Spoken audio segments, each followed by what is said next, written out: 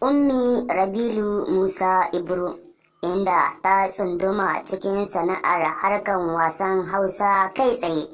Kafin mu shiga daga ciki, muna roƙon duk wanda bai yi subscribe ba ku danna subscribe, sannan ku danna alamar ƙararrawar sanarwa ta yadda za mu sanar da ku da zaran mun ɗora sabon bidiyo. Wato Ummi Rabilu Musa 'yar gidan Ibro, inda ta tsunduma cikin sana'ar harkan wasan Hausa kai tsaye. Kana daga bisani an fara ɗaukar wani fim, inda diyar marigayi Rabilu Musa Ibro mai suna Ummi an fara haska ta a wani shirin fim wanda ake ɗauka a halin yanzu.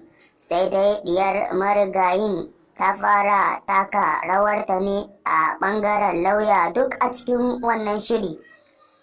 Don haka ka duk mai son kallon asalin bidiyon ta, sai ku danna subscribe, sannan ku danna alamar ƙararrawar sanarwa ta yadda za mu sanar da ku da zarar mun ɗora wannan bidiyo. Kana ku tura zuwa ga sauran group WhatsApp da Facebook. Mun gode.